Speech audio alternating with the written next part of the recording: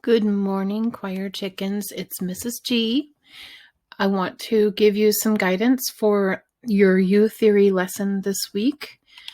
First, I'm going to take you to the lessons portion here. Notice now that we started with pitch and harmony. Last week we did some ear training. This week I've unlocked some rhythm. And notice that you have 2 sets of lessons this week, not just one. All right, so when you get to the end of the lesson for beats, quarter, and eighth notes, it will give you a little score and then it will say proceed to next lesson. And so that's what you'll need to do to get into the half and whole notes.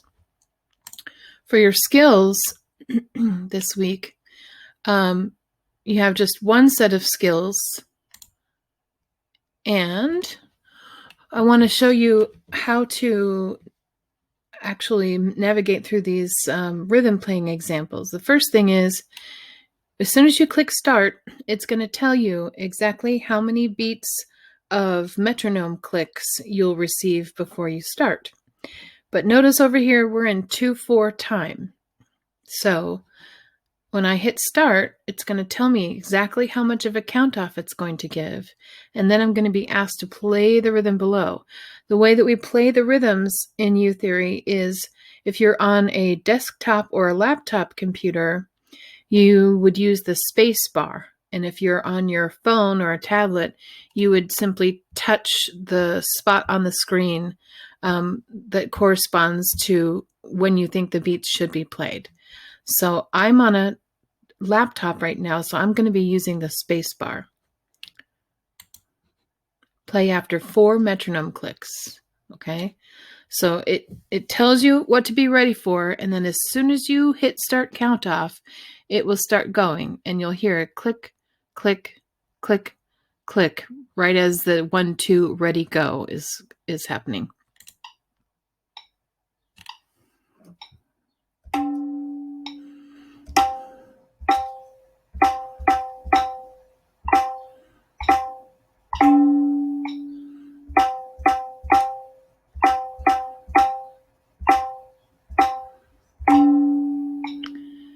And then it will tell you right away how accurate you were. Now, I'm going to play the next one, and so far I've noticed that it mixes up the time signatures. So the next one I might get a 3/4 or a 4/4 exercise. And it also does not stay at the same tempo the entire time. It goes faster or slower. So you have to be ready to adjust. All right, so now I have a 4/4 exercise here. I'm going to hit start. Play after 4 metronome clicks.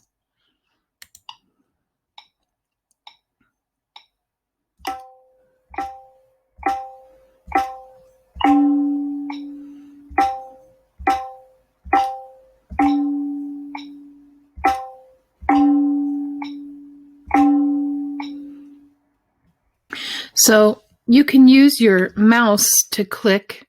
My mouse is a little annoying, so I'm using the space bar, but you can use your mouse if you prefer that. After 4 metronome clicks, faster tempo.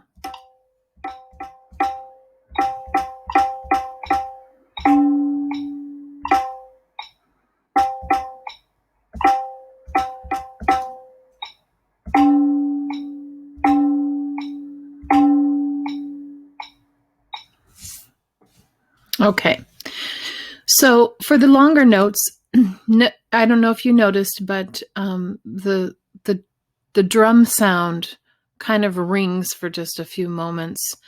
All you have to do is touch at the time when the note starts. You don't have to hold down the space button or the mouse click or your finger.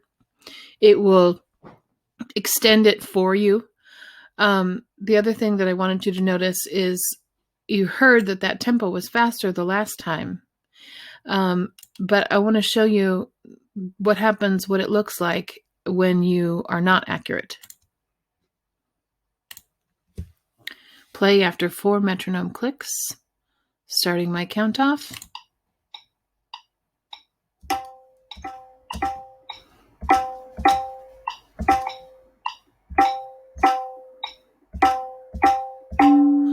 Okay, so I sped up and slowed down.